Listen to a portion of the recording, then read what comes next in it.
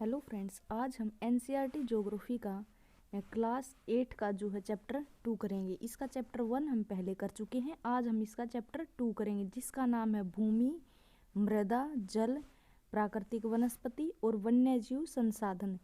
Friends, हम 6th और 7th class की एनसीईआरटी की ज्योग्राफी और हिस्ट्री हम कर चुके हैं। उसकी चैनल पर प्लेलिस्ट बनी हुई है। अगर आप देखना चाहते हैं तो चैनल पर प्लेलिस्ट में जाके आप देख सकती हैं। अब हम 8th क्लास की कर रहे हैं। ये हमारी एनसीईआरटी की सीरीज जो है कंटिन्यू चली हुई है। इसमें हम कंप्लीट एनसीईआरटी करेंगे। तो फ्रेंड्स, ये देखिए, आज हम इसका चैप्टर 2 करेंगे जिसमें भूमि के क्या उपयोग हैं, किस तरह से संरक्षण किया जा सकता है, इन सब के बारे में बताया गया। मृदा के संरक्षण के बारे में, जल के बारे में, कैसे उसका दुरुपयोग होता है और किस प्रकार से जल के दुरुपयोग को रोका जा सकता है, और प्राकृतिक वनस्पतियों को किस प्रकार उनका बचाव किया जा सकता है, कौन कौन सी वनस्पतियां हैं, और वन्य जीव कौन से हैं, किस प्रकार से उनका शिकार होता है और शिकार को रोकने के लिए क्या क्या उपाय किए गए, इन सब को जो इस चैप्टर में बताया गया है। तो देखिए फ्रेंड्स, हम पढ़ते हैं। तंजानिया जो कहाँ पे है, अफ्रीका में। इस तंजानिया के बारे में इसमें थोड़ा बताया गया कि वहाँ पर क्या समस्या है। तंजानिया के एक छोटे से गांव में मांबा पानी लाने के लिए प्रातः शीघ्र उठती है। क्यों उठती है फ्रेंड्स? क्योंकि वहाँ पर जो है पानी की कमी है और उन्हें जो है सुबह जल्दी उठना पड़ता है। बहुत पानी के लिए उन्हें जो है बहुत दूर जाना पड़ता है। कुछ घंटों के बाद लौटती, क्योंकि वहाँ पर जो है पानी के लिए बहुत भीड़ लगती है, इसलिए उसे दूर जाना पड़ता है और उसे समय लगता है। पानी की इतनी ज़्यादा कमी है। इसके उपरांत वह घर के कार्यों में अपनी माँ का हाथ बटाती है, यानी कि पानी लाती है और उसके बाद अपनी माँ का जो है काम में हाथ बटाती है और अपने भाइयों की बकरियों की देखभाल में मदद करती है। तो तंजानिया में जो है कौन सा कार्य किया जाता है? बकरियों का को जो है रखा जाता है और उनकी देखभाल की जाती है, जिससे वे अपना जीवन यापन करते हैं। उसके पूरे परिवार के पास उनकी छोटी झोपड़ी के चारों ओर चट्टानी भूमि का एक भाग है। मतलब ये है कि वहाँ पर चट्टानी भूमि ज़्यादा है। मांबा के पिता कठिन परिश्रम के बाद मात्र कुछ मक्का और सेम ही उगा सकते हैं। तो वहाँ पर कौन सी फसलें उगाई जाती हैं? अफ्रीका के तंजानिया में मक्का और सेम की फसलें।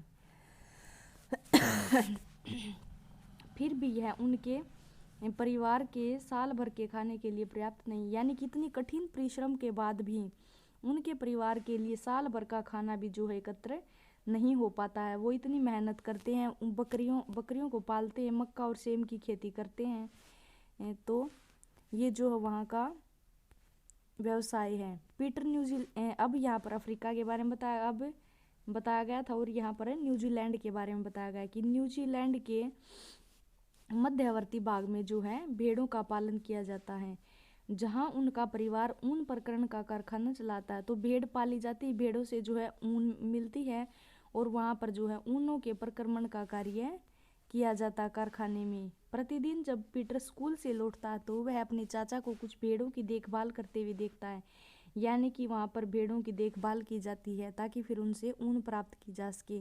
और ऊन के प्रक्रमण के कारखाने जो है वहाँ चलते हैं। कहाँ पर? न्यूजीलैंड में। उनका भेड़ों का बाड़ा कुछ दूरी पर पहाड़ियों से लगे हुए एक विस्तृत घास के मैदान पर स्थित है, यानी कि एक विस्तृत घास का मैदान है। तो फ्रेंड्स, जो उनका भेड़ों का बाड़ा है जो है वहाँ स्थित है। घास के मैदान पर भेड़ों को चरने के लिए जो है घास उपलब्ध हो जाती है। वहाँ नवीनतम प्रौद्योगिकी का उपयोग करते हुए एक वैज्ञानिक विधि से इसका प्रबंध किया जाता है। पीटर का परिवार जैविक कृषि द्वारा सब्जियां भी उगाता है। तो सब्जियां किस विधि से उगाता है? जैविक कृषि द्वारा। यानी कि मांबा तो जो है अफ्रीका में रहती हैं और ये पीटर जो है न्यूजीलैंड में।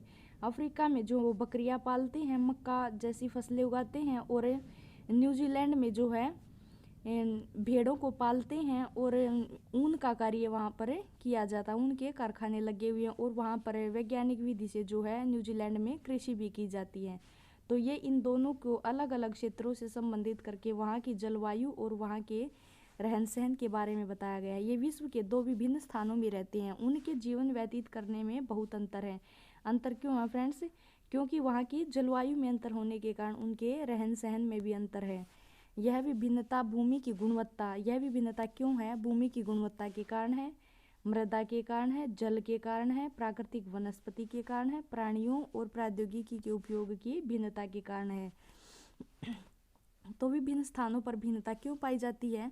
वहाँ की भूमि की गुणवत्ता के कारण, मृदा, जल, प्राकृतिक वनस्पति, प्राणियों, प्रौद्योगिकी के उपयोग की भिन्नता के कारण।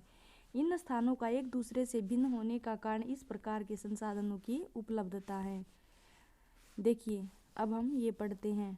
विश्व की 90% जनसंख्या भूमि क्षेत्र के 30% भाग में ही रहती है, यानी कि टोटल जितनी भूमि है उसका केवल 30% भाग पर ही जनसंख्या रहती है, और शेष 70% भूमि जो है या तो विरल जनसंख्या है या वह निर्जन है, यानी कि वहाँ पर कोई जन है ही नहीं।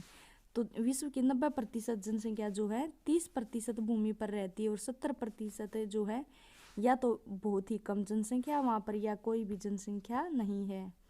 देखिए, ऑस्ट्रेलिया के सोल्सबर्ग का चित्र ये दिखाया गया है। अब देखिए फ्रेंड्स, हम भूमि के बारे में पढ़ेंगे कि कितनी भूमि, कितनी मात्रा में, कितना क्षेत्रफल उपलब्ध है, और वहाँ पर किस तरह से लोग रहते हैं, और भूमि की स्थिति कैसी है, इन सब का वर्णन यहाँ पर किया गया है। सभी महत्वपूर्ण प्राकृतिक संसाधनों में भूमि भी शामिल है, यानी कि जो नेचुरल रिसोर्स है ना, उनमें जो है भूमि भी सम्मिलित है। भूपृष्ठ के कुल क्षेत्रफल का लगभग 30% भाग भूमि है। तो भूमि कितना है? भूपृष्ठ का जो कुल क्षेत्रफल है ना, उसका लगभग 30% भाग, इसको याद रखिएगा कि भूपृष्ठ के क्षेत्रफल का 30% भाग जो है भूमि है। यही नहीं, इस थोड़े से प्रतिशत के भी सभी भाग आवास योग्य नहीं। ये जो 30% है ना कुल, इसमें भी 30% में भी संपूर्ण भाग जो है आवास के योग्य नहीं है। मुख्यतः भूमि और जलवायु के भिन्न भिन्न लक्षणों के कारण विश्व के विभिन्न भागों में जनसंख्या का वितरण असमान है। तो क्यों वितरण असमान है? भूमि और जलवायु के जो है लक्षण भिन्न भिन्न हैं। ऊबड़ खाबड़ सतलाकृति, पर्वतों के तीव्र ढाल, जलाक्रांत संभावित निम्न क्षेत्र, मरुस्थल क्षेत्र एवं सघन वन क्षेत्र सामान्यतः विरल अथवा निर्जन है। उर्वर मैदानों और नदी घाटियों में कृषि के लिए उपयुक्त भूमि उपलब्ध है, यानी कि जो उपजाऊ मैदान है और जो नदी घाटियाँ, वहाँ पर जो है खेती के लिए उपयुक्त भूमि उपलब्ध है। इसी कारण से वहाँ पर फ्रेंड्स जो है जनसंख्या भी ज़्यादा है, क्योंकि वहाँ पर उस जनसंख्या का भरण पोषण करने के लिए साधन उपलब्ध हैं। इसी कारण से वहाँ पर जनसंख्या जो है ज़्यादा है। अब यहाँ पर भूमि का उपयोग किस किस रूप में किया जाता है, इसके बारे में यहाँ पर बताया गया कि भूमि का उपयोग सड़क बनाने में और कारखाने लगाने में आदि अनेक प्रकार से जो है हम करते हैं। इस यहाँ पर बताया गया भूमि का उपयोग जो है विभिन्न कार्यों के लिए किया जाता है।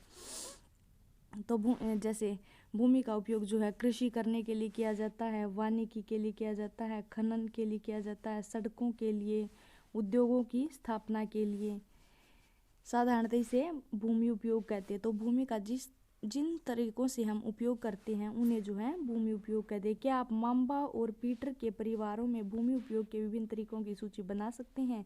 हाँ जी, देखिए, माम्बा और पीटर के जो है अलग अलग क्षेत्रों से संबंधित थे। उनके वहाँ खेती भी अलग अलग तरह से की जाती थी, पानी की मात्रा की उपलब्धता भी अलग अलग थी, और वहाँ पर जो है उनका जीवन यापन का तरीका भी जो है अलग अलग था।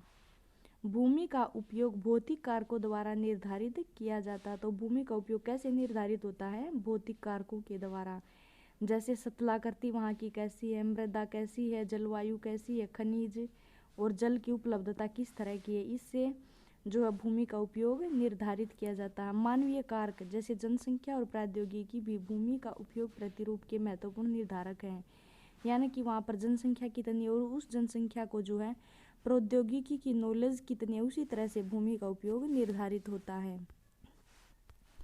स्वामित्व के आधार पर भूमि को निजी भूमि, यानी कि जो अपनी एक मिनट, निजी भूमि जो कि जिस भूमि पर हमारा खुद का स्वामित्व होता है वो निजी भूमि होती है। और सामुदायिक भूमि कौन सी होती है? जो पूरे समुदाय के लिए जो भूमि होती है, जिसमें सामुदायिक क्रियाएं की जाती, जो समुदाय के अधीन होती है। इस तरह से उसे दो भागों में बांटा गया है, निजी भूमि और सामुदायिक भूमि। निजी भूमि व्यक्तियों के स्वामित्व में होती है, जबकि समुदाय भूमि समुदाय के स्वामित्व में होती है। सामान्य रूप से इसका उपयोग समुदाय से संबंधित व्यक्तियों के लिए किया जाता है, जैसे चारा, फलों, नट या औषधीय बूटियों को एकत्र करना। इस सामुदायिक भूमि को साझा संपत्ति संसाधन भी कहते हैं। तो सामुदायिक भूमि को क्या कहते हैं? साझा संपत्ति संसाधन भी जो है कहते हैं। जनसंख्या और उनकी मांग सदैव जो है बढ़ती जा रही है। देखिए जनसंख्या बहुत ज़्यादा ही तेज गति से बढ़ती जा रही है, लेकिन भूमि जो है वो सीमित है। कुल भूमि का हमने पढ़ा कि 30% भाग ही उपयोग योग्य है। स्थान के अनुसार भूमि की गुणवत्ता में अंतर होता है।